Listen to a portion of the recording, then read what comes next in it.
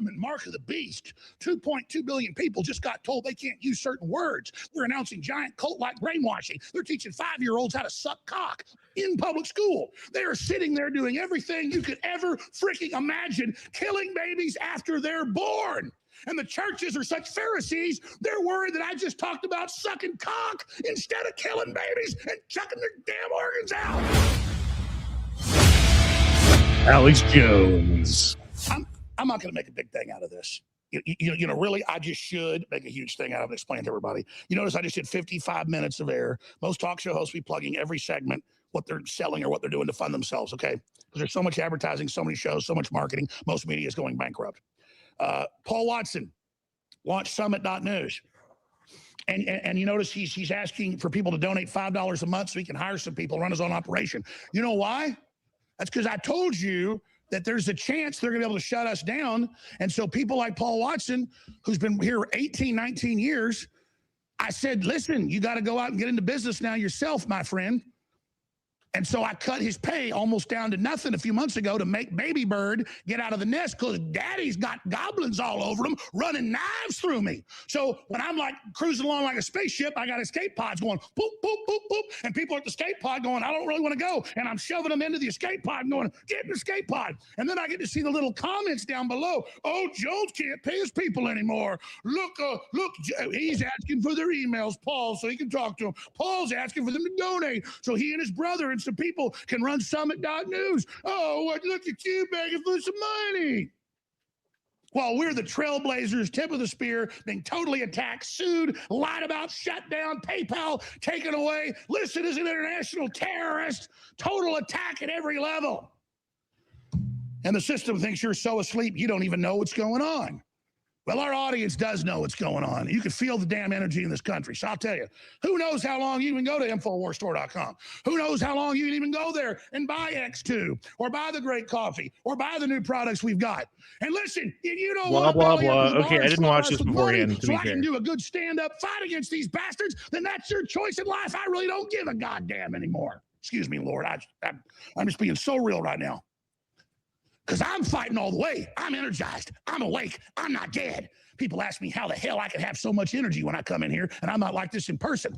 They're creating a world government mark of the beast. 2.2 billion people just got told they can't use certain words. They're announcing giant cult-like brainwashing. They're teaching 5-year-olds how to suck cock in public school. They are sitting there doing everything you could ever freaking imagine, killing babies after they're born. And the churches are such Pharisees, they're worried that I just talked about sucking cock instead of killing babies and chucking their damn organs out. It's like they say in Full Metal Jacket, they also say it even better in Apocalypse Now. Apocalypse Now, he says, we drop napalm on villages and fry and burn little kids, but the generals don't let them write cuss words on the side of the airplanes.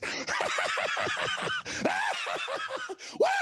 What, you Pharisees, just like Christ said. And he said, you know, they go up there and they pray up on the mountain. That's crazy. How good they are. Tell everybody how good they are, but they are a bunch of sleaze bags, only care about power and money.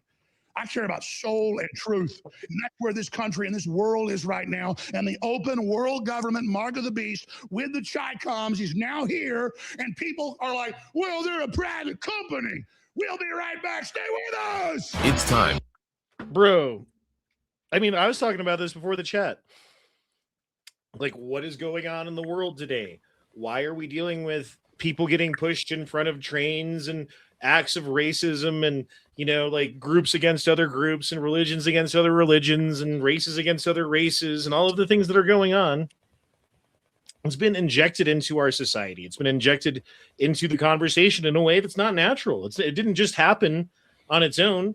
They put it in there for a reason. And the reason, I think, is to destabilize America, to destabilize these first world countries, which are standing in the way of a one world government, which is going to take over everything and control everything. And that's what they've wanted since the beginning. That's always been their stated goal. Let's call it what it is, you know, and that's what it is. Like, we are headed for that one world government system. They're intentionally crashing the economies and you know, driving up the prices of everything and inflation and like conflict and war and not international, but like within each nation, there are problems that are brought on by bringing in third world people into the country. And when that's happening in just about every first world country around the world, like, is that happening naturally? I don't think so. I think that's being injected into the system. I think that they're doing that intentionally, and that we're reaping the benefits. We're seeing the outcomes of that currently. And places like England are waking up to that fact rather rapidly right now, that they're one step away from ending it up like Iran. What happened in Iran? Oh, the Islamic fundamentalists teamed up with the Marxists and took over the government. And then once the Islamic fundamentalists and the Marxists set up their own government and system, the Muslims killed the Marxists and just took everything. Like, what's happening in New York City right now? We've got a Marxist Muslim mayor. What's happening in, like all of these cities around the country? We got people fucking carrying goddamn communist flags and praying to their fucking sand god, the goddamn sand god. Fuck that piece of shit. And fuck all those people who do. Because why? Oh, well, that's racist, Honda, that you would say that about a whole group. And aren't you buying into the whole thing? Well, okay. When it comes to the Muslims, in my opinion, and you can disagree with me, they're being used as a tool to take down powerful countries around the world, as just stated. Independently of anything else, we need to focus on that as well, because Islam will take over the world if we don't let it. And I think that, the powers that should not be, the Rothschilds or whoever they are, they're doing that. They're putting those people forward in a way that benefits them now, and when it doesn't benefit them, they'll put the leash on them again, But I don't know, man. Things are going kind of crazy right now. We got a bunch of people in chat. How's it going? What's up, Badfish? Hi. How you doing, man? I'm all right. How are you? Good. Badfish is our local wheelie expert. Or I guess he's... I don't know about expert. Well, better than me. I'm getting pretty good at the KLR wheelies, though, to be honest. But good to have you, man. What's up? Ohio Patriot. What's up, bro? Good. I got a date tomorrow afternoon. Hell yeah, I'm dude. having with my neighbor lady who moved in at the beginning of the month. So hopefully it'll turn into something, who knows. But yeah, going back. Does she have a penis? No. Not as far as I'm aware. But to go back to what you were saying about the report back takeover stuff, there was a video that came out about 15, 20 years ago now of this woman named Barbara Lerner Specter, where she basically admitted it was a couple months before 9/11 that all the takeovers in these first world nations of third world trash was 100% done by the powers that should not be. Yeah.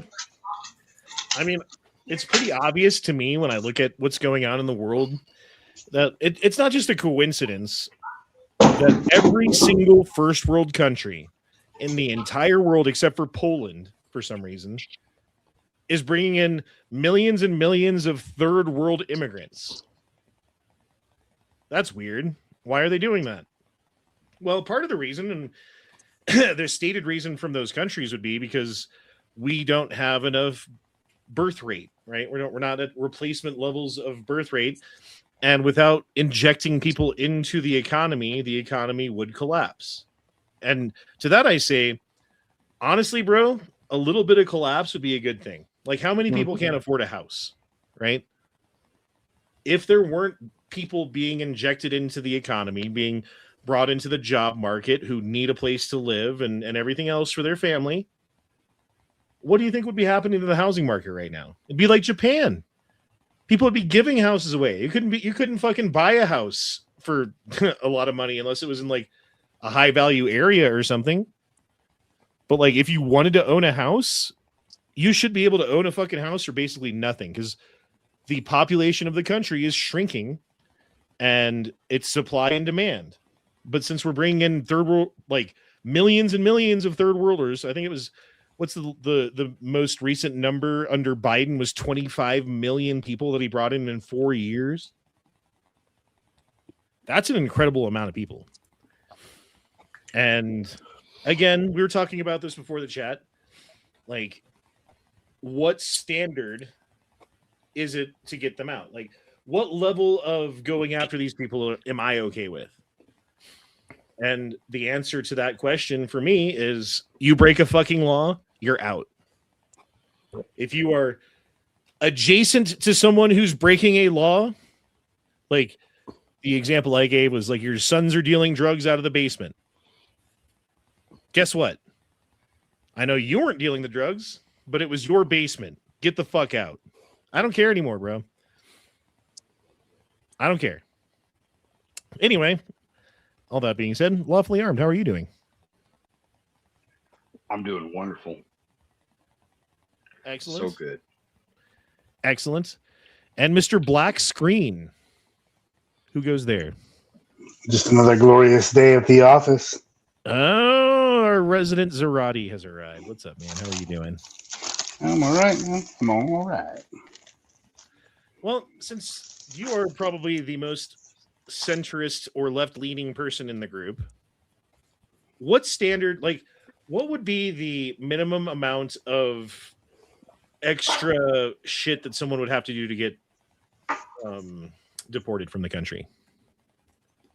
I mean, that is definitely going to be any sort of.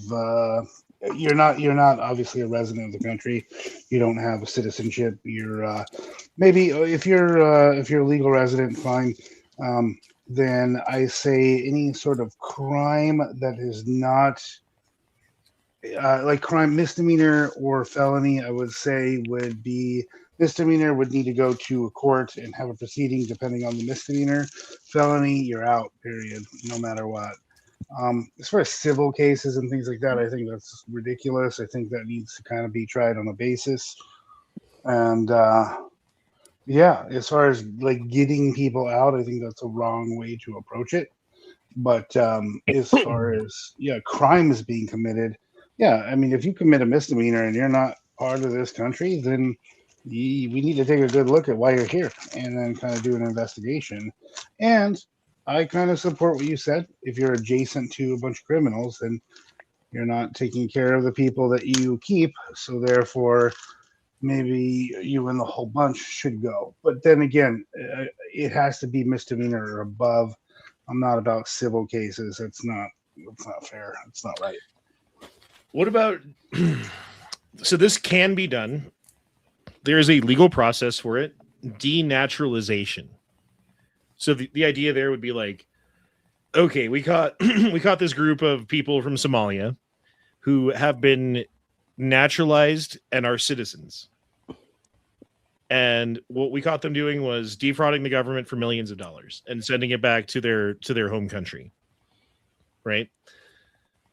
Now, because they're citizens, the only recourse would be to charge them with the crime, take away whatever fucking, money or whatever we can get from them back and put them in prison. Right? But there is another option, which is because they're not natural born U.S. citizens, you can denaturalize them and then deport them. That is an option that is within the legal means that could happen to people. And if you are stealing millions of dollars from the federal government, saying that you're feeding kids in daycare or providing fucking hospice care to dying people that don't exist, stealing from my social security money that I paid into my entire life that I've never taken from, I'm okay with denaturalizing you and making you a non-citizen and then sending you back to whatever shithole you came from. So you're asking me? So I think you need to, number one, definitely be paying your government employees. So we should probably have a functioning government before we make these kinds of decisions, because right now we can't even pay for our own government employees. So that's kind of that's a big red flag, in my opinion.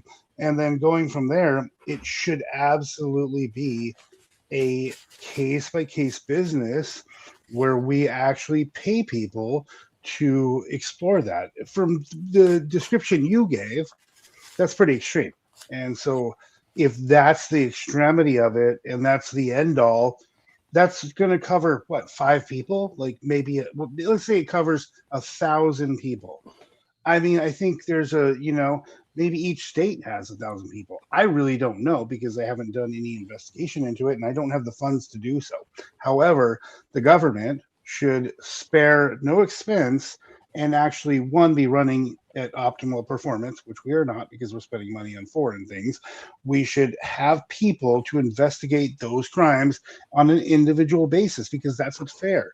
If they became a U.S. citizen and they're U.S. citizens, then they deserve all the rights afforded to them by the Constitution, period.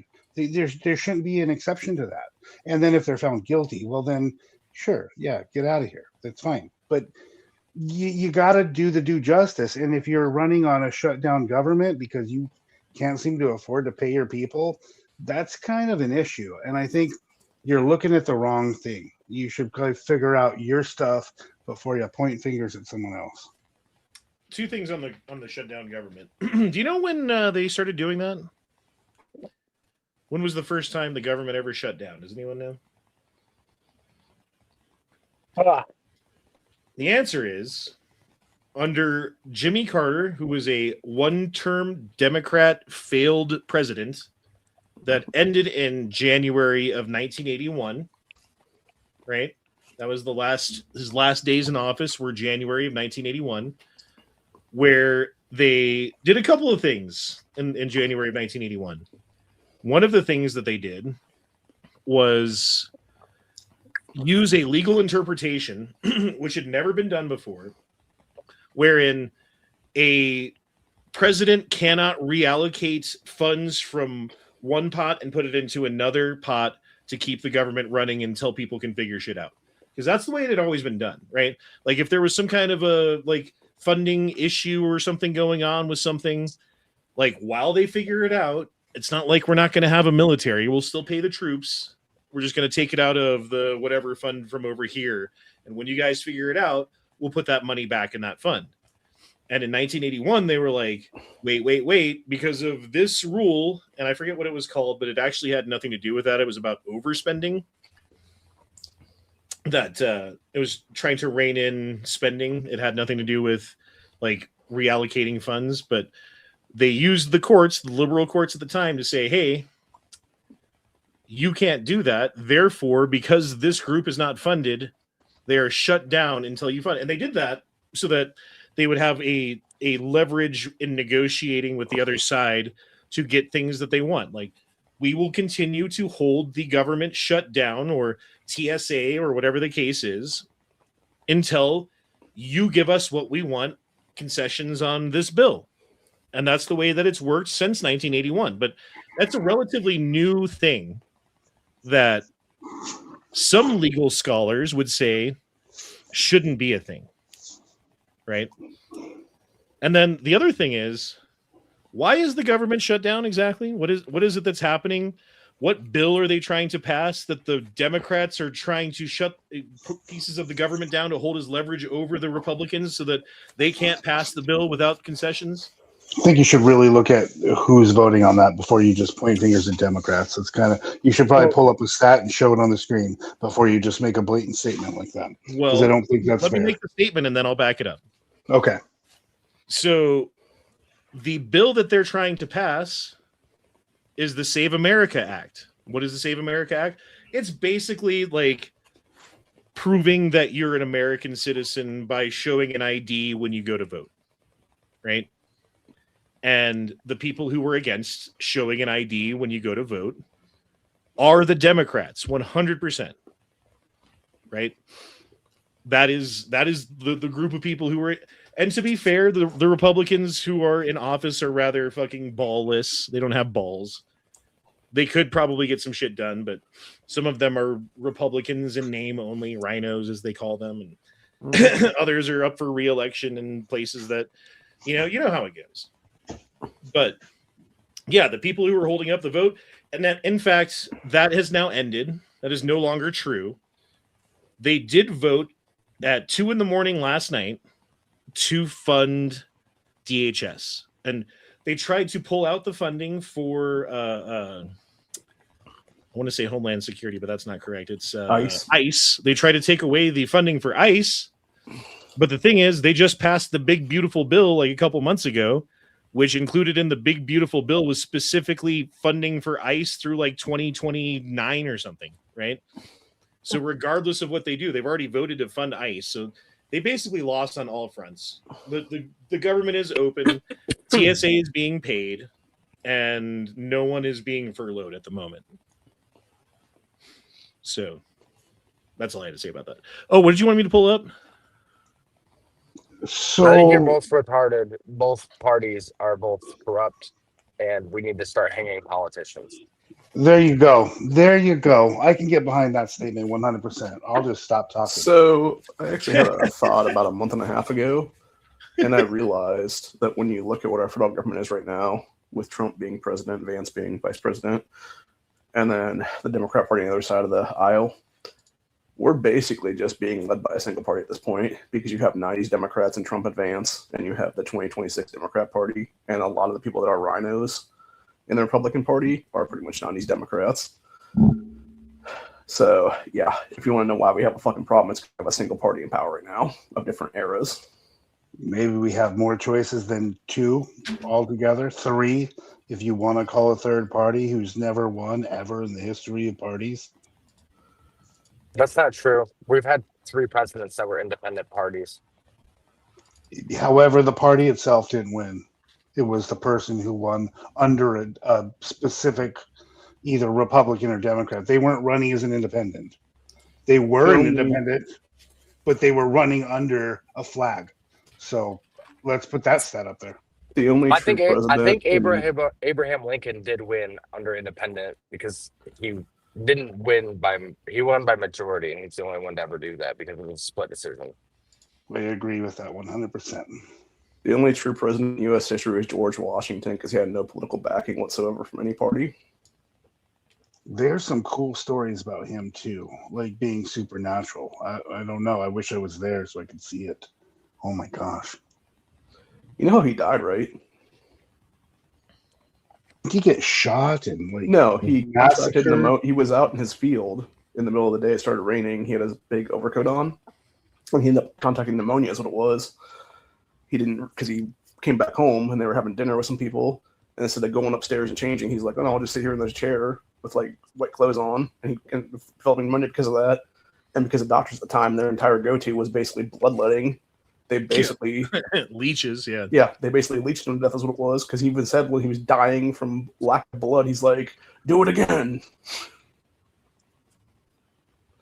So it's kind of insane, actually. How long did he live? I thought he was in his 40s or 50s anyway. Huh. I hope Honda keeps the same stance when Americans commit mass migration due to unaffordability in the U.S. and they start getting round up for victimless crimes. What are you talking about? That sounds accurate. I could see that in a weird way. I understand what he's saying. Explain what he's saying, because I don't They're know. saying. So, like, what happens when Americans start leaving because we can't afford to be here? So you got your people that live in like vans and cars and like RVs, and you know they still have money. They're out there doing it because they want to. Let's be real. But then you have this giant group of homeless people that can't afford to live, but they want to, and they're struggling and they're trying. But there's money out there they can't get. So when the groups get that big, where they have nowhere to go, and there's so much violence on the streets, that 1,000 people decide to leave an entire city at once. Like he's talking about, they're talking about migrations of Americans trying to leave the country because we're abusing them. Well, our country's abusing us. I don't know how to say it correctly, but they're leaving because they don't feel happy anymore here. Well, that would be, if that were to happen, that would be an example of actual political asylum, right? So like there's like fake political asylum, which is what all the people from Mexico who are here for free shit. Just really quick. And I know I don't want to interrupt. I'm sorry. But the second part of that statement is when the U.S. start gathering up people for victimless crimes. And so in order to stop the migrations out, people are being captured and held within because It's like, you know, and you can read it yourself, but I think that's the statement. I'll stop talking. Well, right, but the point, I think the thing that he's missing in that would be people are being rounded up for victimless crimes because of political reasons. Would be the I mean, part well, that maybe I'm if reading it's- into what he's saying there, but if they started arresting us for free speech, would that not be like political? yeah. And if people in Mexico, for instance, were being persecuted by the Mexican government because they liked flamingos, like there's the Mexicans who like flamingos and the Mexicans who don't like flamingos, and the Mexicans who like flamingos are being persecuted by the government because of their love of pink flamingos. Guess what? That counts as political. That's asylum. You're being persecuted by the government for beliefs that you hold, right? That is the definition of asylum. And in that case, there are international asylum laws that cover American citizens leaving the country and going to other places. Just as the fake ones that they used to come here, they like twisted that law to make it so that they could come here. And perhaps they would twist the law so that we couldn't leave. And that's very possible too. But that's what that law is for. And I hope your question is answered now. And yeah, I mean, as far as what stance, I guess that's the part that I was missing is I hope Honda keeps the same stance when Americans commit mass migration due to unaffordability in the U.S.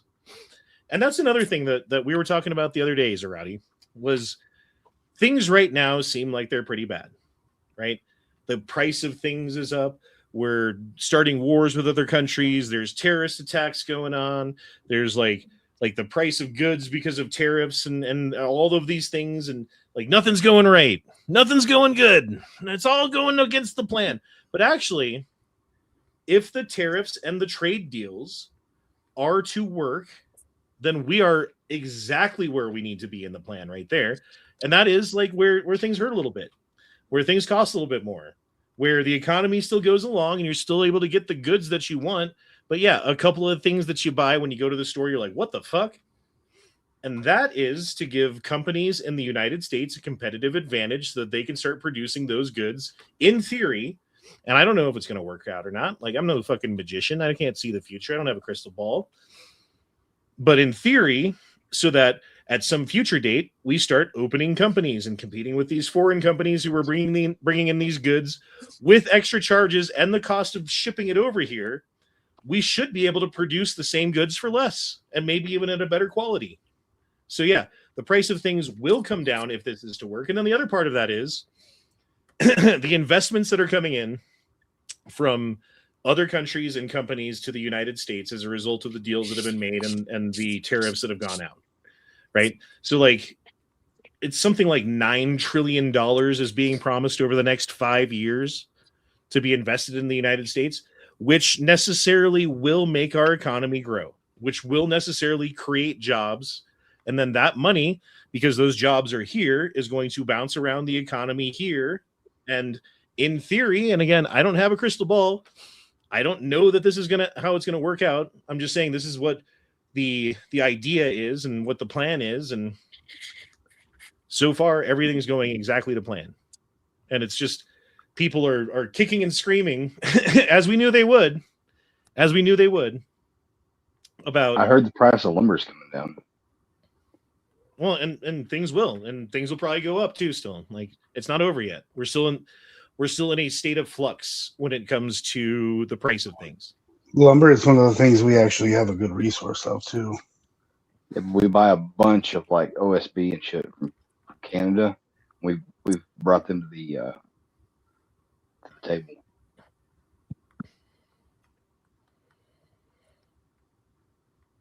I can see what you're saying, just because naturally, if we do actually start providing stuff for ourselves and start opening plants again, it will open up labor. And that will be great, because then the products we're selling would be so much cheaper for our people that we could actually pay more to our employees, theoretically, if it was kind of a just plan, as long as they're not trying to just, rob the people. They could actually give it back to us. I could see it working if they're honest. If the American companies are good with the people and they actually tariff everyone else, if it gets to that circle of life, that would be awesome.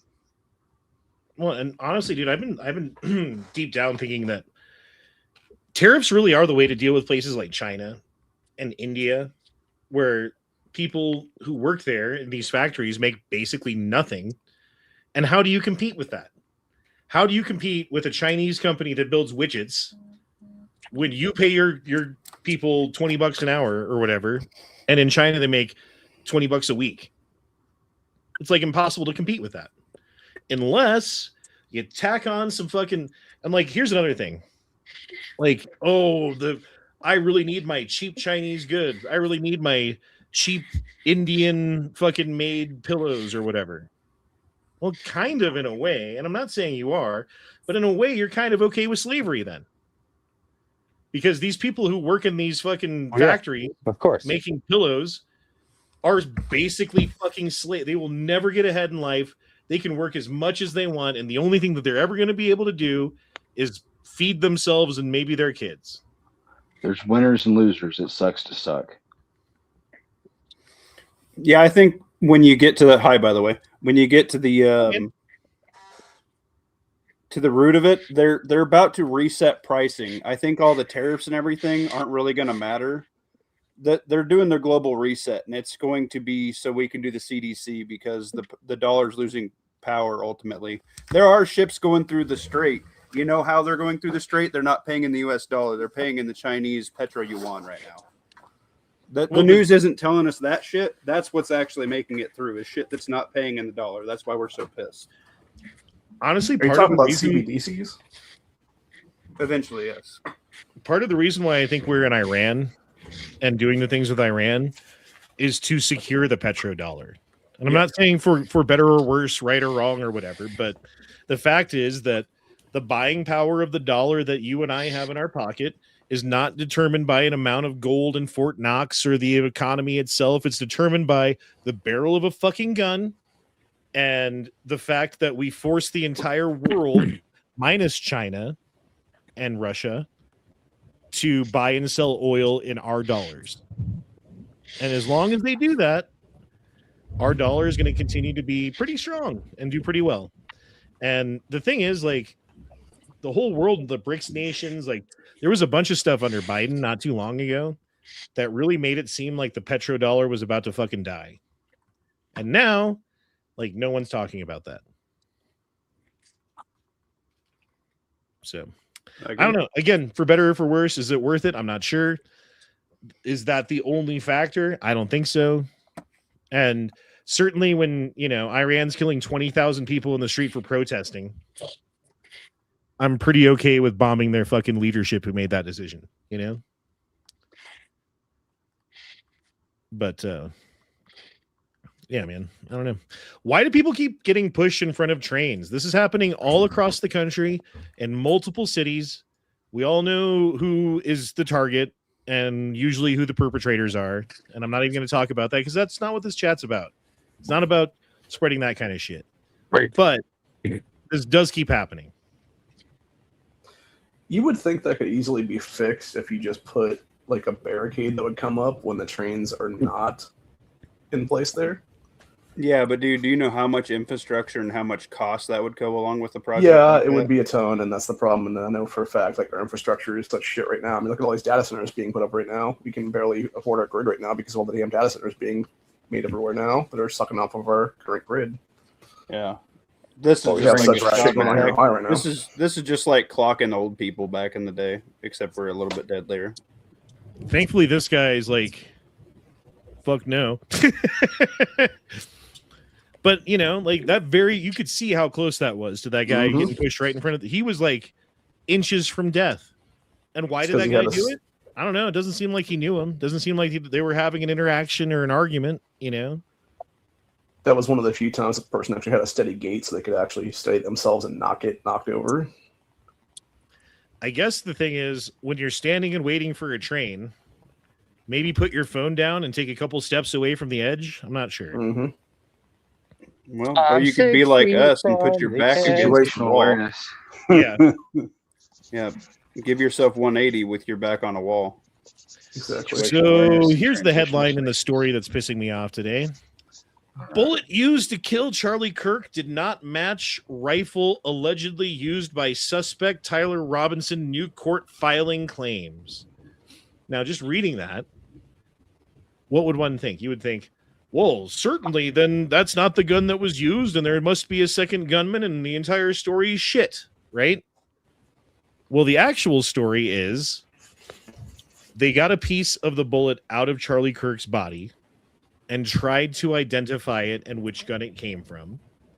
But it was a bullet fragment, not a bullet, and not enough of the fragment to determine whether or not it came from the gun in question. And so the court filing says, well, it did not match the rifle. Well, no, the report is that they could not match it to the rifle. There's a difference between it did not match the rifle and they weren't able to match it to the rifle, right? One means that they definitively proved that it came from a different gun. Another means that they need more evidence. And which do you think it was? Well, it was the second one, of course. And what are the Daily Mail and everyone online and Candace Owens and fucking all of these goddamn talking heads and retards online are screaming at the top of their lungs like, I knew it. I was right. It was the Jews who killed Charlie Kirk all along, or whatever the fucking goddamn conspiracy theory that they have is about the situation. The latest one I've seen, it was a bunch of dumbasses basically claiming one of his security team had like some like little wheel gun thing from like the 1940s or something they supposedly used, and I'm just like, get the fuck out of here, dude. Seriously. Anyway, thought I would share that one with you. Oh, here's Mehdi Hassan. Oh, here's the clip, I think, too. With the Democrats.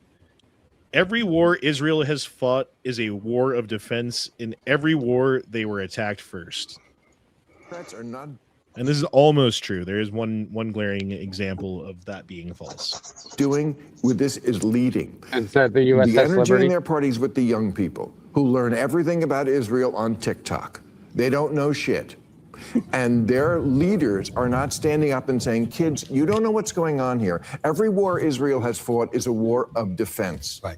Every war, they were attacked first.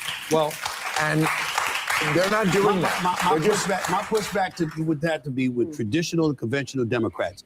Let's have just a speck of empathy for them in this regard. You got a younger generation of progressive Democrats that pretty much are making their influence felt. And then you've got the old guard that are at the mercy of them. They want to maintain power. And you want to sit up, you got to receive votes. Look at what happened in New York City. No disrespect, but do we really think that Zohran Mamdani was the most qualified candidate to be mayor of New York City? Come on now, we know better. I'm wishing him well. I'm not being disrespectful. He's smart, he's sharp, he's quick on his feet. I'm not disrespecting him in any way. But he had never done anything. You got a governor, a former governor, who was a 3-term governor, coasting to his fourth before the scandal hit. You boot him out of office. He's qualified to get your support for 3 terms, en route to 4, to run the state. But you don't want to run in the city.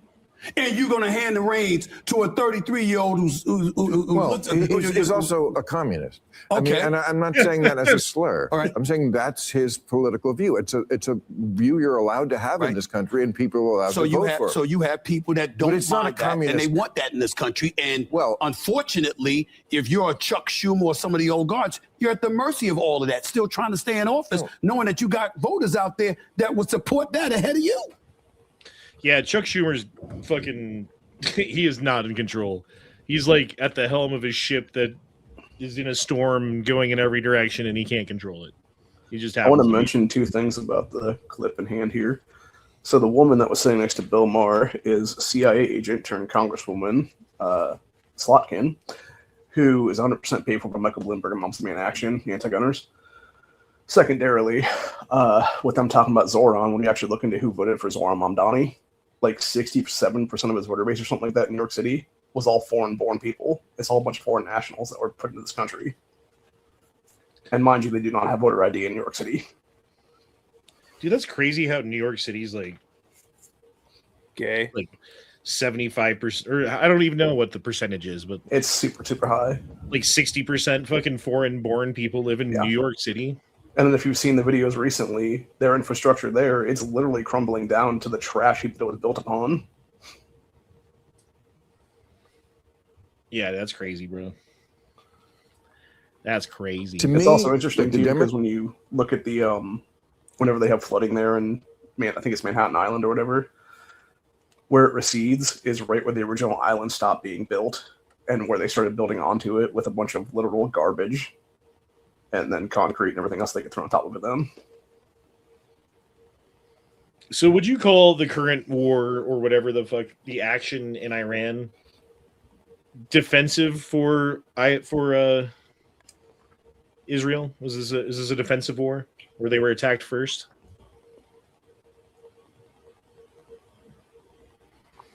That would be the one exception to what he said. That's the glaring example of the thing that he said being kind of incorrect in the current situation. Now, was Iran gearing up to attack Israel? Yeah, I think so. In fact, I think that's the entire point of their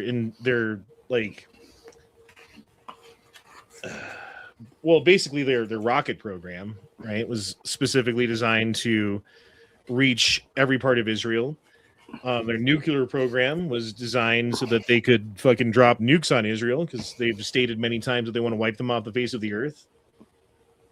And for Israel to, like, imagine if like Mexico sitting down there was like building rockets and gearing up their military so that they could take us on. Like, at what point is it okay for us to just go bomb the shit out of them? I don't know. But there is a point where it's too late and they're going to bomb the shit out of us, and that's the wrong decision. So the answer is not then. The answer is before then. And I'm not sure when. I'm not sure when the answer to that question is. Well, their best missile that I think China's given them can go 2,500 miles, and they're like 7,000 some away from us. Now, Mexico, on the other hand, could lob some old school shit and hit us, right? So the distance is a factor in that. Well, I mean, you're missing the point of the analogy. Right, because the Iran is in Israel's backyard versus Mexico would be in our backyard. Mm-hmm. And they've got rockets that can reach Iran versus Mexico would have rockets that could reach us. That was the point of it. Anyway, the 6-Day War was the one that Mehdi Hassan was pointing to as being, they didn't attack first. That one either. It's like, yeah, actually, there was a huge military buildup. There were attacks that happened, and then Israel came and just fucked everyone up for 6 fucking days straight and destroyed every fucking Middle Eastern military around them, dude. Insane. Like, look up the 6 Days War, bro, if you want to learn about it. It's insane. wasn't the 6-Day War the one where the woman came out was like, they're killing the babies in the incubators and that trial? It was all bullshit. No, that was the preamble to going into Iraq the first time in Operation Desert Storm under Bush Sr. Okay, because that was all bullshit. That was all. Yeah, that was bullshit. Because the 6-Day War was where the Uzi made its name. When did we start raising that debt ceiling? Was it during the Iraq War, or was it right before that? Because I was having a conversation with my sister about this recently, and I was like, I couldn't remember exactly when. I thought it was after 9/11, but I wasn't sure. Yeah, when did the QEs start? It was QE 1. I don't know. When Clinton was in office, they had a balanced budget. Well, that was because of Ross Perot, because he forced both Democrats and Republicans to make a budget for the first time ever, because they were starting to go crazy spending then. QE 1 was November 25th, 2008. So that was during the global reset. That was actually because of Epstein. So that was been the housing market crash too then? The first QE was advised by Epstein from prison. That's the kind of fucking economy we live in, boys.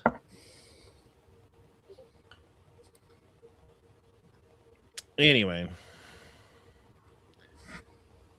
Where are we? Okay.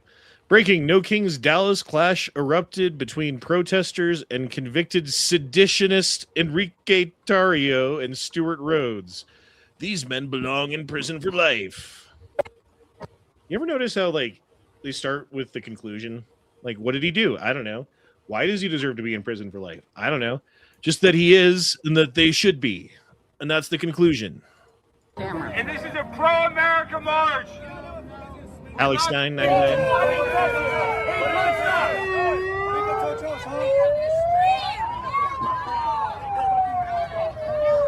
I feel like everyone who goes to these things are losers. If you're a loser, even if you're on the right side, just don't go to this shit. So what's the point?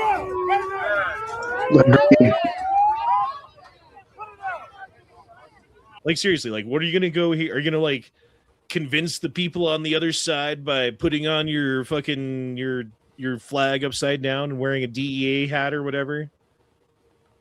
Like, you're not convincing anybody. I find it they're very not convincing anybody either. Like, no one's convincing anybody. What's the point? I find it very ironic the people that are trying to unmask ICE agents are wearing masks themselves. It's just an excuse for violence. Pretty much. I like the auditors that do the faceless masks sometimes, but when they have their face open, it seems like a much more honest audit. Are you talking about the anonymous masks? No, auditors, like First Amendment auditors, you know, the guys that go out and do like Second Amendment audits, like those guys. Like, so I appreciate the mask on because it's you know, proving a point. It's showing something that Americans need to understand, and they're teaching. But then there's the other side where the masks can make people frustrated and upset, and you almost have a reason to attack them. Not you don't. I'm not saying, but I could see where people would develop that. Whereas the people that are open and just they have a face and they outsmart the other person because they know their rights. Like, I think there's definitely a set of both of those types that are there for the right reasons. And I think there's a lot that are not. I think there's a lot that are just looking for a payday is what it is, unfortunately. And that's kind of what I was getting at, is that there's ones that are just honestly showing the world, and then there's ones that are like trying to get a rise out of a certain group. And when you see the mask on and off, you can see the place for both, which could apply to like ICE in a certain way. You know, they're not allowed to wear masks at the airport, so I felt like that was a decent rule. Well, I mean, why is it that ICE agents started wearing masks in the first place? Was it their because families were targeted? Right, Yeah, they were being doxxed. It wasn't because they were breaking laws or like fucking like directly trying to infringe on people's rights or something like that. It was because their 16-year-old teenage daughter was getting targeted at high school and bullied by people because he was found out, you know? Yeah. What if it's also that they had friends that they had to punish? And what if they didn't want to be seen doing that because they don't agree with it, but that's their job? Like, I don't know if anybody's ever seen that point of view, but that's a real point of view too. Well, I mean, if that's the case, right? Like, sucks. You work for ICE and you're like, this is bullshit what we're doing. You can quit. Yeah. Like, you don't have to do the job. Exactly. No, exactly. For sure. I mean, just turning down that money is the part that would be the Well, if you have all the training and credentials that make you an ICE agent, I'm sure you could go get a job at DHS or something else, you know? Like, I don't think or like FBI or saying. something. You don't need a lot of training to be an ICE agent. We know that. Come on. It's not nothing, and there are qualifications and physical attributes and you know, like, but they're not TSA trained, and that's for sure. Certain things that they got to go through that make you eligible for other jobs. TSA is low hanging fruit. They don't pay shit. Yeah, TSA is actually not a whole lot of training. There's a lot of fucking twat waffles there. Sure, but it's easier to work. It's easier to work at TSA than it's work at Olive Garden. Well, you know, I really don't have much respect for people who work for the federal government because, again, going back to January of 1981, the end of the Jimmy Carter administration, what's another thing that he did on his way out the door? Well, there used to be, and I forget what it was called. There was like a standardized test that if you wanted to work for the government, you had to take this test, and if you didn't score high enough, guess what? You can't work for the government. And it wasn't about having a degree and backgrounds in this or that, which is what it is today, right? You got to have a degree in criminal justice and backgrounds in this or that, and then they'll hire you. But back then, it was just basically an IQ test. Here's a piece of paper. Here's a pencil. Answer these 50 questions. We'll time you. We'll grade you. And we'll rank order you. That's an IQ test. And what they did was get rid of the IQ test so that certain groups of people who were not scoring high enough on the IQ test on a regular basis would be allowed to join the ranks of people who are in the government. And now the government doesn't run very well. It's like, I'm not blaming any one group on that, but I'm blaming like the lack of IQ. You know, like when you just hire anybody who just happens to have the right paperwork or whatever. Like, that's unfortunately what happened a lot after the 2020 riots too. I don't know if you guys remember those guys that were in the Scorpion unit. They were the cops that beat up and killed I forget what the guy's name was, Tyree Nichols or something, I think. At least 2 of those guys were convicted felons, and the only reason they got in was because they kept lowering the standards for police officers that they needed on the force, is what it was. Well, I mean, they did the same thing in the military during the Vietnam War because they couldn't get enough people. And what they found was, it was McNamara, what they found was that people below a certain IQ level do more damage than they do good. So, yay.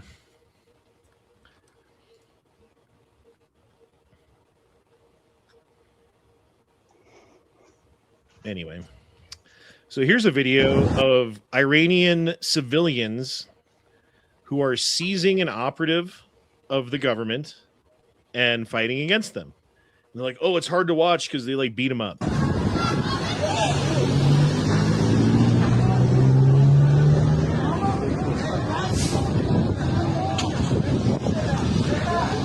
People of Iran are like sick of their government. And now they're like boldly fighting them in the fucking streets. Versus a couple of months ago, if you fought the government in the streets, they shot you in the face and then charged your family for each bullet.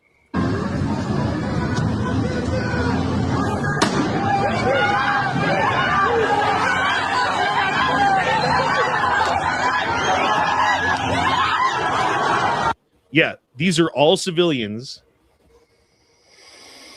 Look how fucking pissed and sick of it they are. This is not the same as Iraq. This is not the same as Afghanistan. I'm telling you guys, this is a different situation. The people of Iran are sick of their fucking oppressive government. And if they can, they are going to fight against it. It's because they've been subjugated their entire lives and are finally taking frontier justice into their own hands, is what it is. Frontier justice. Like, oh, it's hard to watch. And I'm like, no, it's not hard to watch. This is what they were doing a couple months ago. These are the people who were protesting a couple of months ago. And the irony here is, to me anyway, and I'm not saying like what happened to Alex Pretty or that other chick, whatever, Nicole Good. Renee Good, Nicole Good, whatever. I'm not saying that it was a good thing what happened to them. But I am saying that it wasn't like the government was actively out hunting people. This is what it looks like when the government's actually out hunting people. And that is what they said was going on here when those people got. But that's not what was going on. Like, if the government wanted to hunt people, they'd hunt people. If they wanted to put bullets in people, they're pretty good at it. They're better than Iran. And they didn't do that. Yeah, our people have a lot of weapons, so they don't seem to have a lot of weapons. Yeah, that's true too. This is also why we're seeing crazy amounts of disarmament right now. In any state they can pull it in. That's just disgusting. Pregnant teen allegedly killed by foreign national. Tarsem Sinj, a foreign national non-citizen, was reported for driving 124 miles while fleeing from police in Ohio. Caused a crash, killing pregnant 17-year-old. God damn it, Ohio. That was on your watch. Yeah, I wasn't anywhere near that area. Because if I was, that dude wouldn't be here anymore. Well, you need to change your name from Ohio Patriot to wherever you're at Patriot. If you're not going to cover the whole state. Come on now, Ohio. It's pretty good. Does anyone else remember driving across the fucking United States in 1990 and having your entire car covered with giant fucking bugs from head to toe? Yes. That still happens. I look like that any given night. Yep. I don't know, man. I feel like there's not as many bugs as there used to be. Maybe the air is thin in Colorado. Yeah, we got some thick skeeters down here. Gall darn skeeter, man. I'll pick you up and carry you away. Tell you what. Yeah. How are they up Speaking of- north in Minnesota? Same. They're big. They're big. They're not Alabama big, but they're right underneath Alabama big, I would say. Ours get mutated from the pesticides, and the ones that make it are scary. Like Colorado Alaska's the has ones you gotta be mosquitoes, worried but about. we really don't have like tons of mosquitoes. It's not like a huge problem here. I feel like the 10,000 lakes, there's just water everywhere. So they have like Yeah, they're just breathing breathing pools everywhere. rooms. Like, yeah, they have some chemicals out there that are pretty potent, pretty strong. But if you're just using regular over-the-counter shit, you're gonna be eaten alive. I still have like full scars from last year. So this year I'm ready. I'm planting a bunch of like herbs and stuff in the garden. Like my whole deck is gonna be just covered in herbs. Citronella and Roddy, you lavender, just- my dude. You know, Nah, lemon no. balm. I'm- I'm gonna do lemon balm and spearmint. Watch planting. Big Kim will gets that is here shit to will help take you. over Just set up, everything. set up your deep, mister, and just don't worry about it. So there's this supposedly there's this kind of Tell dragonfly me more about that. that hunts mosquitoes. Yeah. Okay. So where do you get one of those seeds? Because they sell mantises and they sell ladybugs. They sell crickets. They even sell spiders. And nematodes. Yeah. But Yep. where do you get the dragonflies? Because that I don't know, is actually priceless. What I saw though was a fake clip-on dragonfly that you put on your hat, and it makes it look like to all the bugs that you just have a dragonfly like floating above your head, and they stay away from you. That's interesting. I just got a solar bug zapper that is also a fly trap, and it attracts different bugs at night. And that thing is popping bugs like crazy right now. Oh, I missed that, dude. Smoking cigarettes in the backyard, listening to the bug zapper. Oh yeah, it's pretty sweet. Good night. Everything is still frozen here, so there's no bugs. It's about to freeze tomorrow. We're supposed to get snow again. We're just Yeah, having I crazy see. rainstorms and thunderstorms all in the week here right now, currently. It's very unfun. You quit that tactical off the top. I need my popcorn. You calm down over there, Lematode, not knowing fool. It's nematode, not lematode. I'm going to give you a Lima. Scientists say eating kimchi could help your body get rid of microplastics. That's good to know. Chlorella. You can take chlorella too. I think that's more metal than plastic. But Well, I know that there's certain kinds of mushrooms, like mushroom byproducts that they're using now in water filtration because the plastics, the microplastics stick to the fucking mushroom particles or something. Mhm.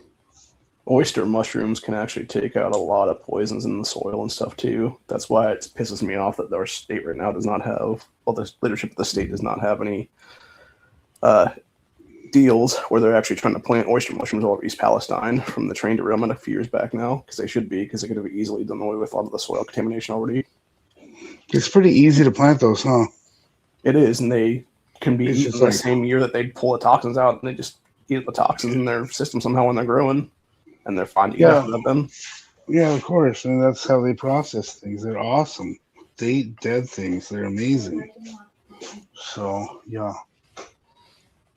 Bro, nanny who decapitated a girl, then carried her head through the streets screaming Allahu Akbar, whatever that means, will be free after just 5 years in the psychiatric ward after doctors cure her. Why is it? Okay, here's another question for you guys. If you commit murder, in my mind, like, I don't care what the reason is for the most part, you are probably mentally insane. because you committed murder. Like a sane person would not commit murder. So why is insanity a defense for murder? I would already assume that you're insane, and therefore it's not a defense. It's just like part of the fucking prognosis. Why is it that you can be like, oh, I'm gonna kill my neighbor, and then be like, oh, I'm Looney Tunes, and then spend 5 years in a loony bin instead of going to prison for the rest of your life? I mean, if you get as crazy as There's evil. decapitation and shit, like, yeah, that's evil. That's religious conviction. That's not insanity. That's just and deep-seated again, I'm not belief. even it's sure just that it is extremism. insanity. Exactly. And yet they're like, bring more back than willing to Hammurabi's believe it. law. Did their God tell them to do it? Because that Yeah, sounds actually, like the Quran does tell you to do all kinds of evil shit. So That's fucked. To Yeah. answer your question about Allah Akbar, Honda, it actually means God is great in Arabic, if I'm not mistaken. I knew I was joking. A luau snack bar, check. Yeah. Deus Although Vult. I was watching this video, they were talking about in Islam, getting raped by men as a little boy fills you with the power of the men who rape you. And so the more that you take as a little boy, the more of a man that you are as an adult. And this has been borne out in the Quran, because there were 30 men who raped fucking Muhammad in the desert and rode him all day and all night. And that's why when he pleases his wives, he has the strength of 30 men. That's disgusting. That's like some general butt naked shit where we have those kids cannibalize somebody. To Honda, gain mom some says strength or hi. whatever. What's that? Mom says hi. Oh, how's it going, Miss Arati? Hi, Maserati. That's Maserati to you. Maserati.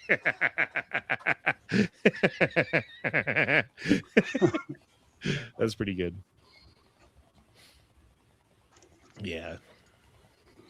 Okay, so when you think of Allah Akbar, I automatically think of Allah as like a picture of Allah, and then I think of Admiral Akbar on the what do you call it, the Nebula B, that's going to go to fight the battle, and Star Wars. Yeah, there you go. See, now I'm thinking of a Muslim behind the helm of Admiral Akbar's ship.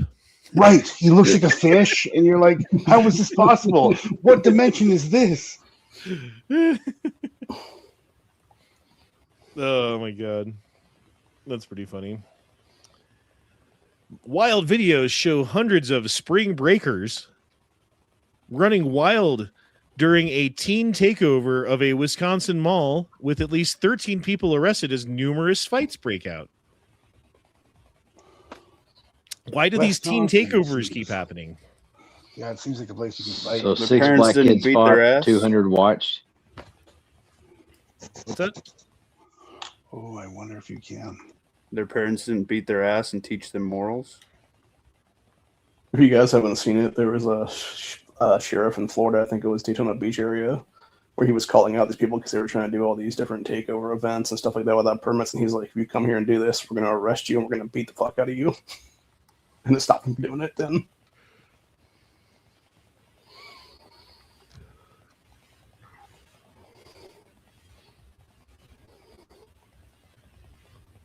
Good old rat skin. I don't like that guy. Although you go back to like the Clinton era and you do see him making arguments for deporting people and enforcing the border, which is kind of funny because you fast forward to today, he's making exactly the opposite arguments. He was actually on the side of the rioters during the 92 LA race riots. Comments want you to talk about the Talmud and equally condemn religion. I don't know enough about the Talmud. Get him, Star Wars. Who is texting me? Yeah, I don't know enough about the Talmud to say one way or another what it's about or not about or quote from it or anything. Sorry. Well, I know there's the hadiths, and the Talmud is one of the book. It's just like the fucking Quran. It's considered a religious document or whatever. But what specific things from it are bad or good? I don't know, man. I'm not sure. I'm just against it all, pretty much. So with the Strait and the incoming possibility on changing in price and everything, are you guys doing anything to prep up for that? Yes. I bought another case of 9 today. Yeah. Be mad about it, TMT. I'm not mad about it. I did the same thing. Just wait for my video later this week, fuckface. Yeah, don't have extra money these days, dude. Things are pretty tight right now. I don't have it either, but I'd rather buy it now than at the known price than the fear mongers. See, I don't think there's really an ammo shortage, but Such and everybody are out leading the helm right now. Yeah, it's a There's an ammo component shortage.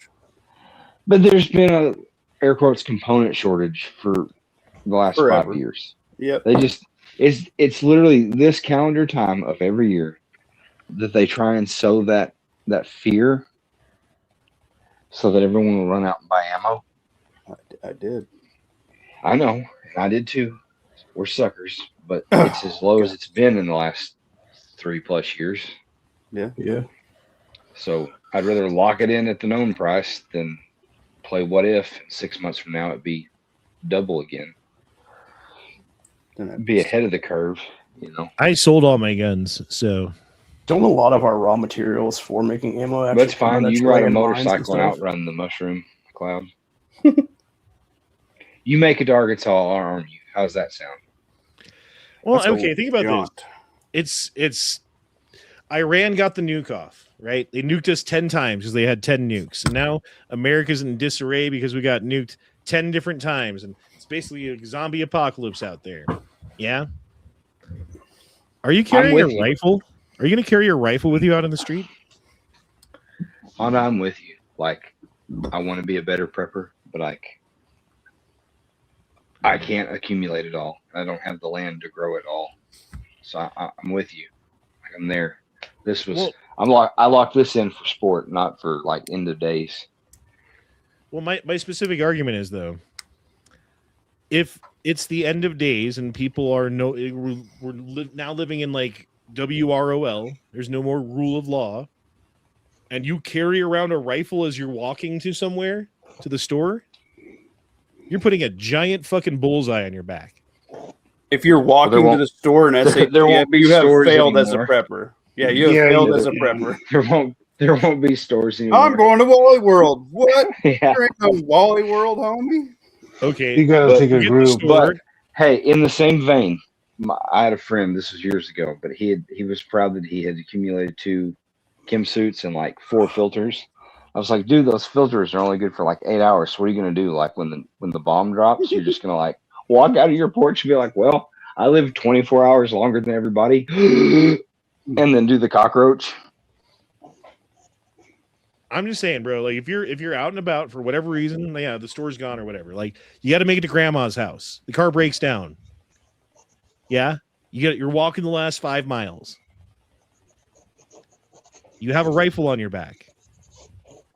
Anyone who sees you knows that you have a rifle on your back. Anyone who sees you knows that if they kill you, they get your rifle, number 1. But number 2, you could be a threat. You have a rifle. You could be coming to take their shit. You could be coming to... So maybe it's a George Bush situation. Preemptive strike. Take him out before he gets us. Yeah? Versus a pistol.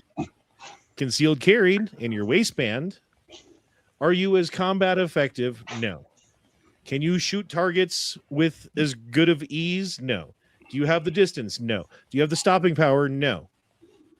But you do have incognito, gray man, sneak by without being harassed ability, which I would argue is probably, perhaps, more important.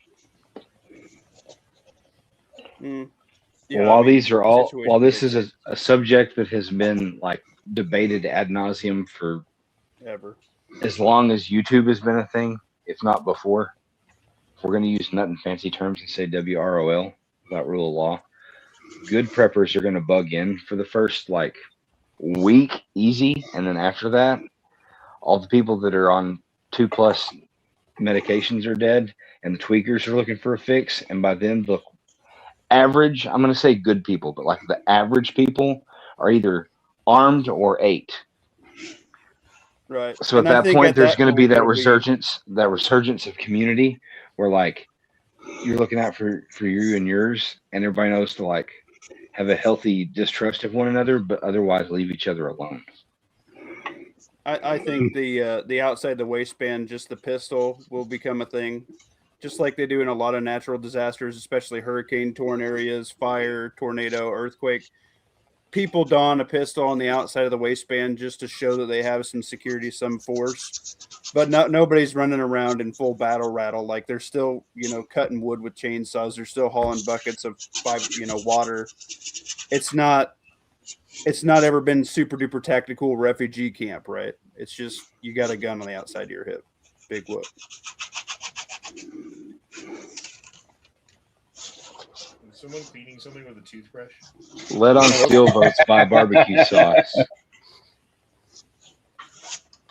I'm painting a pretty picture. Oh. Can you mute yourself while you paint your pretty picture? I just did. Can you stop coughing?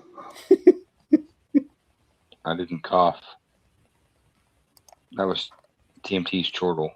I was laughing. I want to see your picture when you're done, baby. You got it, baby. Sounds like he's You got scrubbing it, baby. stainless steel. Are you painting a both are picture or are good. you scrubbing stainless steel? I like to have the stainless steel in my mouth and grind it as I paint it. Just Oh really my brings God. out the flavor. Oh no. We're derailing Honda. I don't want angry Honda. Mute. Sometimes Angry I Honda. like Honda angry sometimes. You know, when I'm angry, you would think the thing to do would be to like, oh, Honda's angry, so let me get quiet and let me like not say anything and just let it. No, man, I want someone else to be angry so I feel better about being angry. And then when you're angry too, and it's not at me, because like if you're angry at me when I'm angry, then okay, that's not a good idea. But like if you're angry about the thing that I'm angry about, especially, oh my God, that's the best way to get me to be not angry anymore. Because then I feel like I'm understood. Does anyone else have that? Like when you're like fucking pissed off and you see someone else who's pissed off, you're like, okay, we're good. Now we're all pissed off. 5 I'm illegal pissed aliens off. arrested for violent home invasion in Houston, tying up a family and placing a gun to a child's head. See, that's why a revolver's not enough.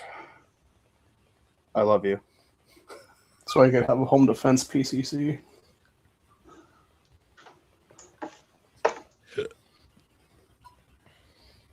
I was reading that, I forget who it was. There's some AI company, I'm not sure which one, figured out a way to infiltrate and crash Bitcoin if they wanted to.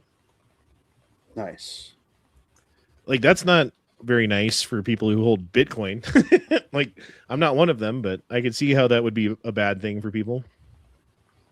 I think the Fed coin's going to have to get pushed, so I think they will basically sum up all coins to just the one at the end of the day. Didn't it come out that Jeffrey Epstein was someone who is one of the people behind Bitcoin? I believe so, yes. Wouldn't surprise me, honestly. Let's look this up. I think he like funded it or something, or got the people like lined up to do it, some shit like that. Ask Rock. That's what I'm doing. Epstein and Bitcoin connection explained. Here's a clear fact-based explanation. Epstein showed early interest in Bitcoin and cryptocurrency starting around 2011 to 2014, where the Bitcoin launch was in 2009. His involvement was primarily as an investor and funder through his network, not as a creator or operator of the technology. Nailed it. Some Blockstream funding through MIT's digital currency initiative. Epstein donated significant money to MIT. specifically tied to crypto-related work. JOI described Epstein's gifts as helping underwrite the launch of MIT's digital currency initiative, which supported open source Bitcoin cryptocurrency research. ITO referenced to the lab principal home funding source for Bitcoin development at the time. So he funded MIT to develop the technology behind the blockchain that created Bitcoin. That's crazy. Epstein reached out to various Bitcoin developers and figures in the space. He discussed Bitcoin's potential in emails and expressed interest in related ideas like Sharia complement digital concurrent. Okay. So he was behind it, kind of, in a way. He was one of the people. Why is Epstein behind everything? The 2008 bailouts, QE1, Bitcoin. Like, these are huge fucking things that we had no idea about until the Epstein files came out. That was part of that thing I sent you about the Jerusalem super network, the supercomputer that holds all the information, the super AI in the Temple Mount, and why they're trying to seal it off, why nobody can go there. Yeah, bro, there's a lot of stuff. Like, have you heard about the red heifer that they're trying to breed? They already did. It came out of Texas. Yeah, I think they've had several. I don't know if they've had the altar sacrifice officially yet, but there's still a few things that need to be put in place for them to do their whole anti-Christ rising, basically. They have to find the pure red heifers and then sacrifice them, and then take the sacrificed remains and burn it to ashes, and then use the ashes to purify themselves for something. I forget what it was. Yeah, but I think they have to do it at a temple that they have to take back from controlled territory, and that hasn't happened yet.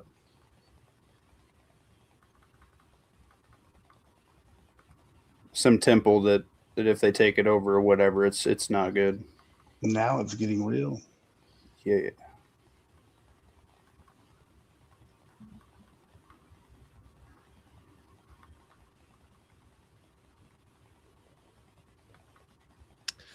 MAGA man looking to call ICE at the airport on Iraqi soccer fans traveling for World Cup. He runs into a crowd, tears up the homemade banner that fans were holding, written in Arabic and Spanish. "You're in America," he yells. "You don't come to America and do that." Traveling to support Iraq in World Cup 2002. Let's watch this video. Because I don't like shit like this either. I don't like being disgusting and fucking doing shit. Let's not do that. Let's watch this guy.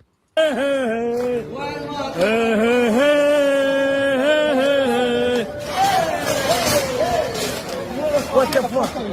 No, you pushing me for no fucking. What the fuck?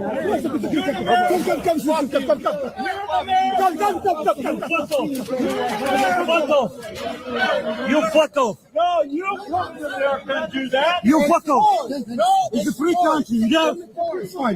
Don't change the constitution, motherfucker. Piece of shit. Sounds like they're saying "Oopa loopa loopa loopa, oopa loopa."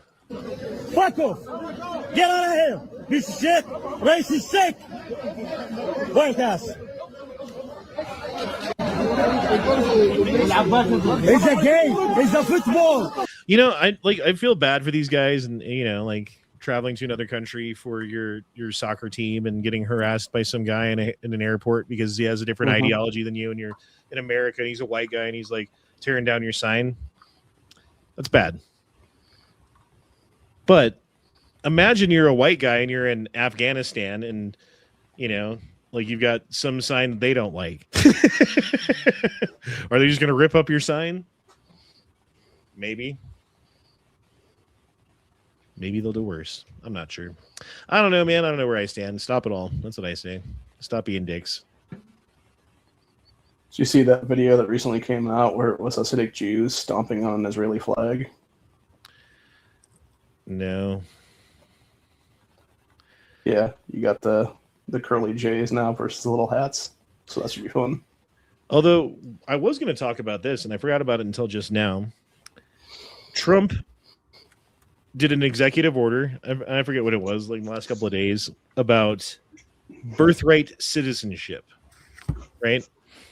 And so if you look at the law and like why it was written and when it was written, it was after the Civil War. There were Native Americans and ex-slaves who lived in the country, who were born here, who weren't technically citizens. So they wrote the law with the language that it had to make everyone who was born here a citizen. And then you fast forward to today, they've used the language of that law, in spite of the original meaning and the intent behind it, to be a method of becoming an American citizen by being born here. And so we have pregnant women from across the world, really, coming to America and to provinces of America for birth tourism, wherein you have your baby in America, you get the birth certificate in America, you get the social security card, and you go back to your country. And in 35 years, your son or your daughter can run for president because they're an American citizen. That was never the intention behind the law.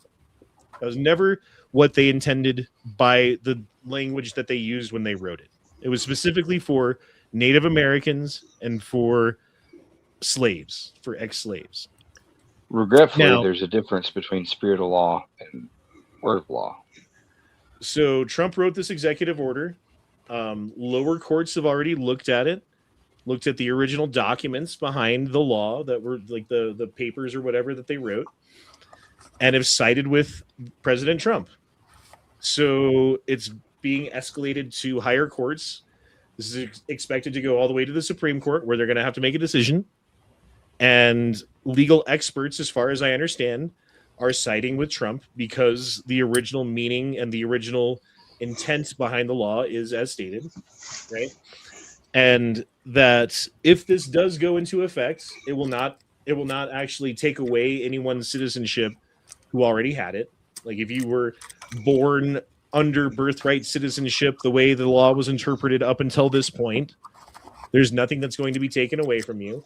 However, if moving forward you were born in the United States by non-citizen parents, it does not make you a citizen. So I don't know. I kind of wanted to get your guys' thoughts on that bill and that whole process. And so the biggest problem with birth tourism, it actually happened twice in this country, and big success. It was going on until I think it was Bush's administration, juniors. So it was after the Iraq War and everything started. And then it started again under Obama's administration too. And the biggest gripe I have with it right now is that you have a shitload of Chinese foreign nationals right now that have come over here to have kids. And these kids are going to be a voter block in the next couple of election cycles if we let this happen. And we need to start stripping their asses of U.S. citizenship. End of story.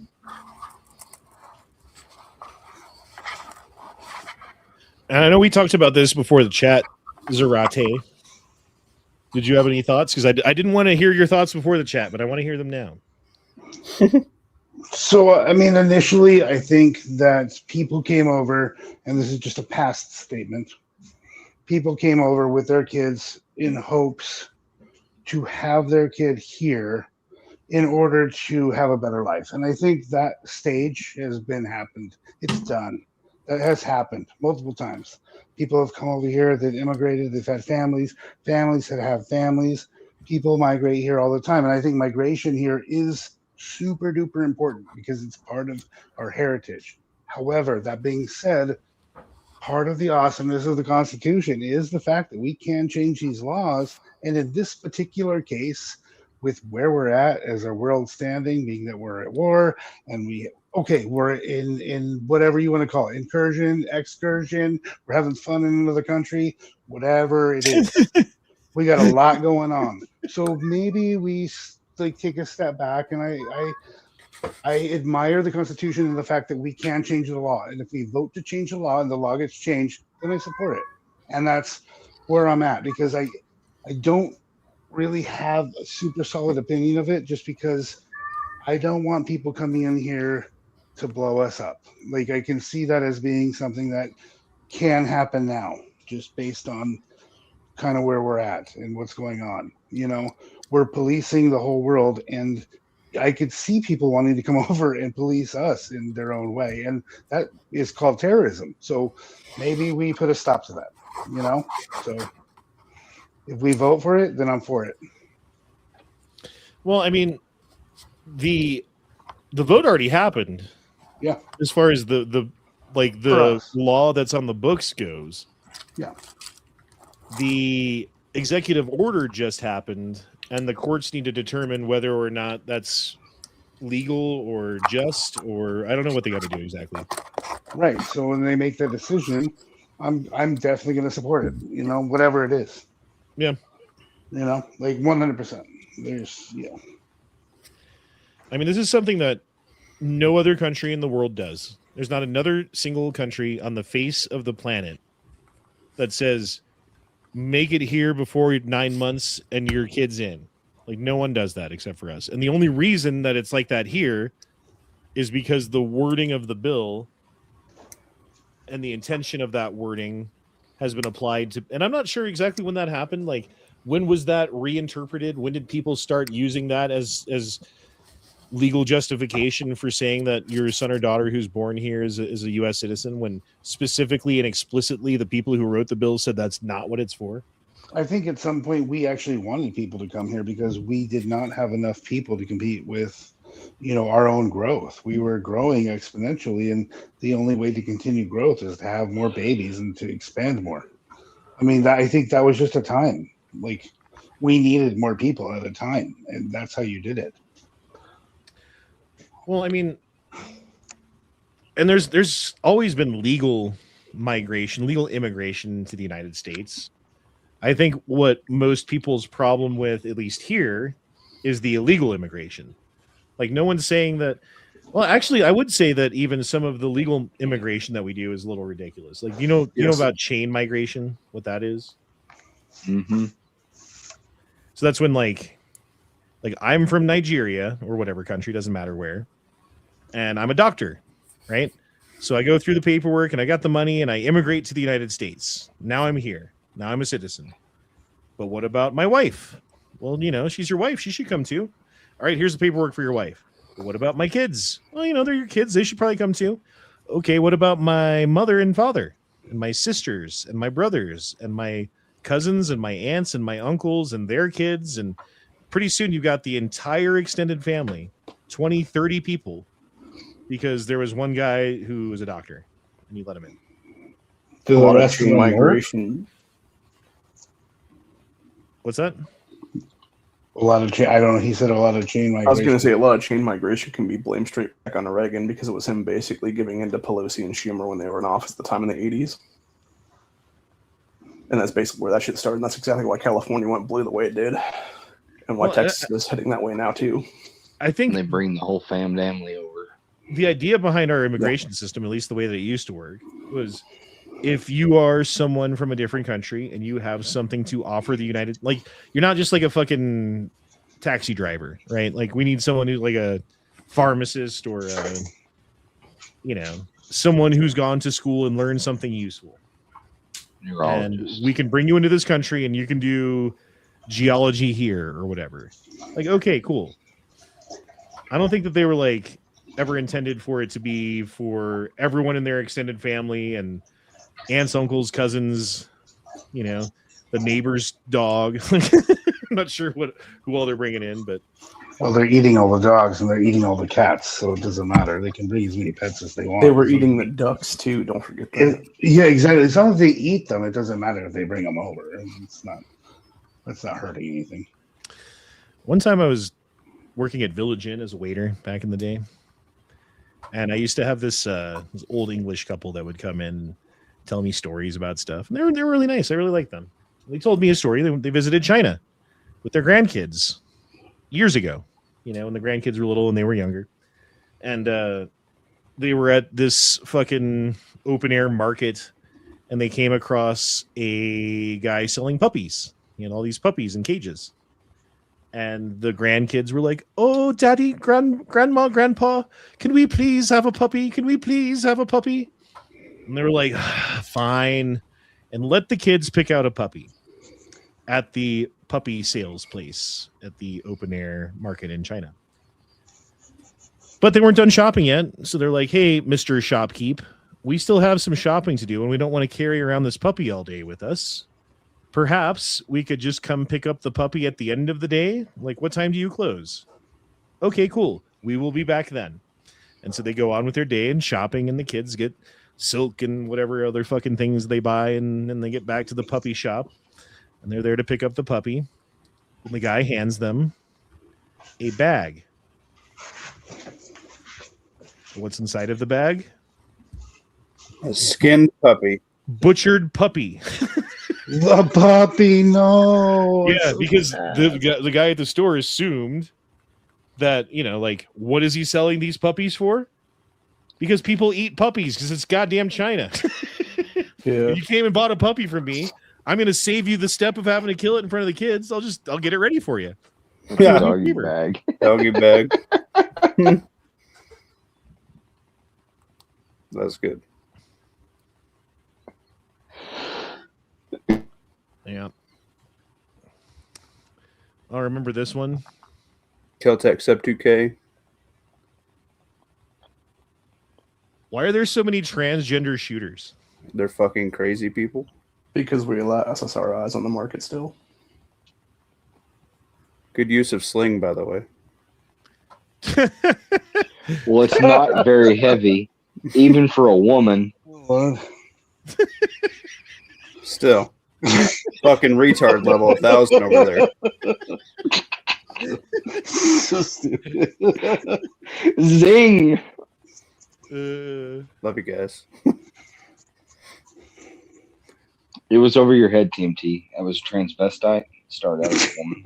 No, definitely was not over my head.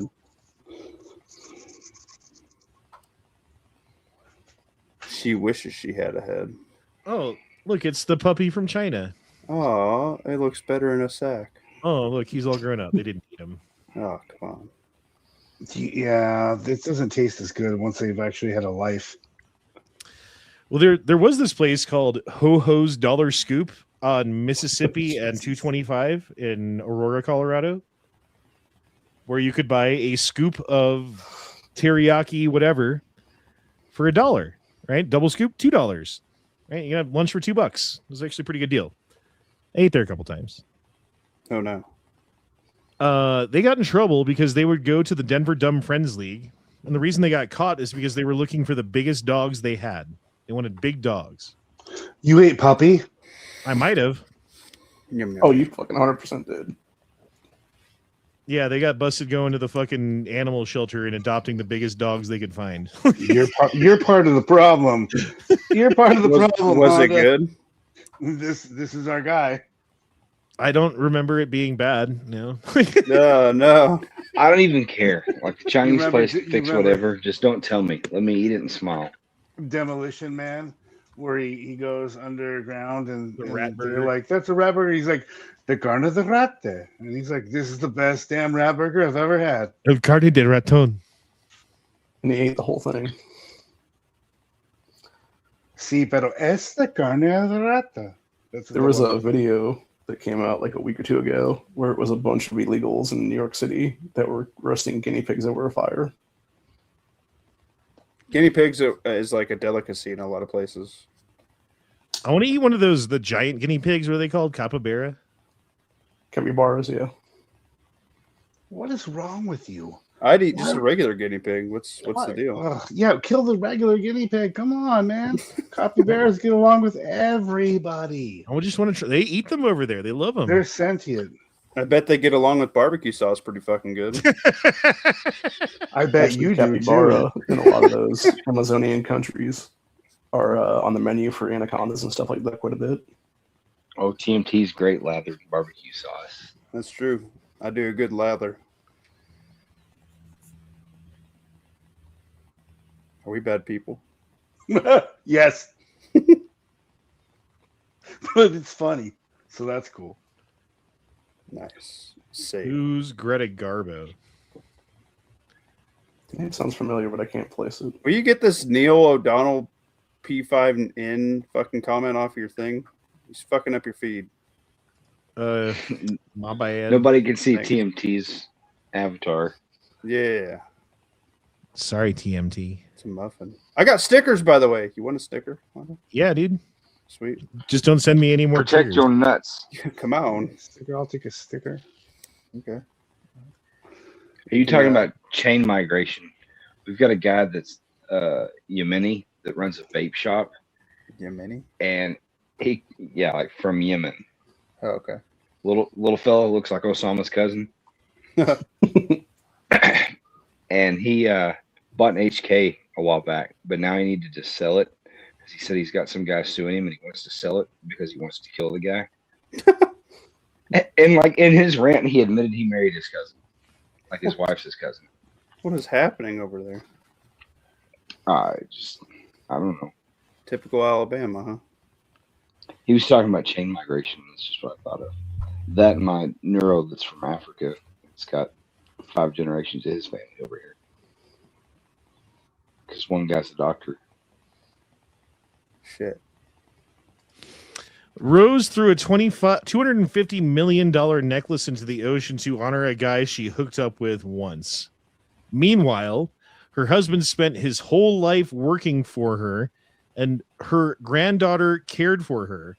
The real villain of the Titanic might just be Rose. What a bitch. Not to mention, she let fucking Jack die while she stayed on. There was plenty of room on that plank of wood for Jack. I mean, I'm glad she's dead. She had boobs, so she would have float. The most interesting story of the real Titanic sinking was the guy who survived because he was so drunk. There was a guy who survived because he was so drunk. He just like bobbed around. Yeah, in one the of the water. So, yeah, he basically figured out one of like, the fuck cooks. it, I'm just gonna get drunk or whatever. And then it lowered his heart rate so much in the cold water. I want those boots. Fucking cowboy heelys. Fuck yeah, I would rock that. Is that why I'm still alive? Possibly. Mate, do you want to be seen or not? Make up your mind. So confused. He's sending mixed signals. How do you say that word? Chrysaorus? Chrysaorus? An ancient Athenian philosopher died from laughing at one of his own jokes. It's pretty rad. That's the way to fucking go. Given the bus, he was probably like some 70-year-old man that just like laughed himself to death. Stroked out. They never made it to 70 back then. Come on, man. Yeah, there's always that one old dude. Well, I mean, people didn't die of cancer back then. So if you didn't die of disease and your teeth didn't fucking kill you. He died of Well, laugh. it's because you died of infection. You know, there was a U.S. president who died from eating cherries and drinking milk. What? Yeah, I forget which president, like Garfield or something. I forget who it was. Doesn't sound like a good combination. Just letting you know. But like they were Garfield having was fat. some lawn party at the White House, and I guess there's a bunch of cherry trees in the area, and so he was just walking around like eating, like gorging himself on cherries. He ate a bunch of cherries, and then they got to like the picnic area, and someone had some fresh cream, so he drank like a bunch of fucking milk, and then he died shortly after. Well, there's a lot of fruit that if you eat it in excess, it has arsenic in it. So it could be because of that. Yeah, I'm not sure that they had, like reliable autopsies to figure that out. Actually, interestingly, where I'm living at right now, the city that I currently live in, should have actually been what Columbus is right now, because back in the day, it was during the Great Depression, there was a bunch of bigwigs that lived in the city, and they end up having a get-together. One of the politicians' wives at the time, because this is obviously Great Depression time period, canning everything and stuff, she had brought pickled eggs is what it was, but didn't realize that the pickling process for the eggs did not go right, and ended up having botulism in the thing. She and like 12 other people ate them or something like that, and they all died. And it basically wiped out like most of the politicians and like super rich people in this area. That's just because they didn't want to be in fucking Ohio. On July 4th, 1850, during a hot Independence Day celebration in Washington, D.C., the 65-year-old Zachary Taylor, 12th president of the United States, hot and tired, ate large quantities of cherries and drank iced milk along with cold water and possibly other fruits. Soon developed severe stomach cramps, nausea, vomiting, and diarrhea. He suffered for 5 days and died on July 9th, 1850, early into his term. Boy just needed some Pepto. What? Why? Okay, why would you do that? Wouldn't it just hurt immediately? Combining those two things. I mean, I'm allergic to milk, so I can't have it at all. But that being said, really, Oh. cherries? They're so acidic and crazy. Good. Students are now renting smart glasses to cheat on exams. That fucking makes sense to me. You got some of those Google glasses or whatever, don't you, Zarati? Zarati? No, I don't have the Google. I have the Meta. Yeah, whatever they are. Yeah, I mean, you don't have as much time as you think, but yeah, you can ask questions. You don't need a phone. You can just do it yourself. Yeah, I could see you passing a test with it. You have to talk out loud though, really. I mean, unless you can have access to your phone up top. I guess you could program all the answers in and then ask it the answers off of a list. There's a lot you can do with them. They're pretty cool. I would just like it for, like, the thing that I suck at probably the most in real life is remembering random people's names. You know, like I meet like 100 people a day. And long ago, my brain has decided that remembering 100 people's names a day is, number one, impossible, but also number two, not really necessary because no one really cares, you know. But how cool would it be to like just know everyone's name everywhere you go?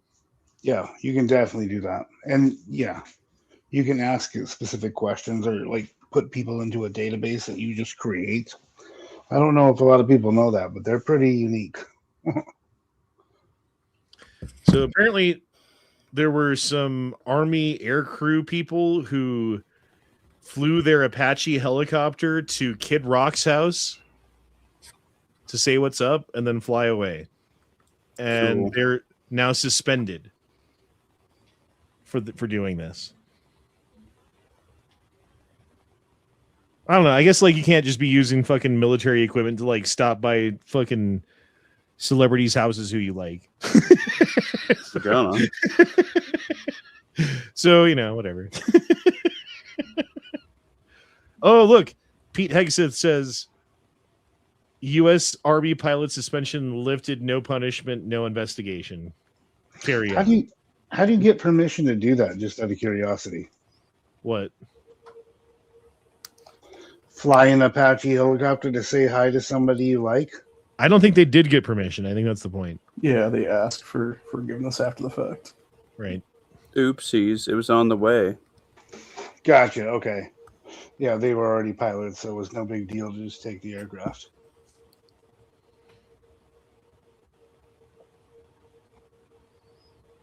He's pretty good for a Chinaman.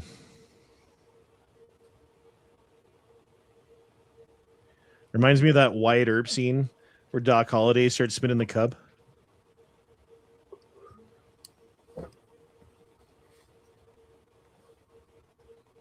Well, shit. I'm running out of things to talk about. It would be boys. cool to have Cowboy 3 gun as an Olympic sport.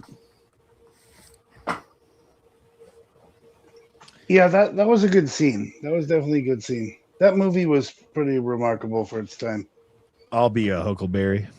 Yeah, you're a dandy if you do.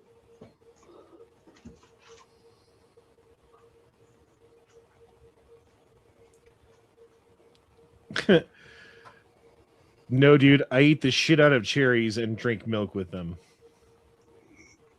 All right, good. All they do is make you take a massive shit.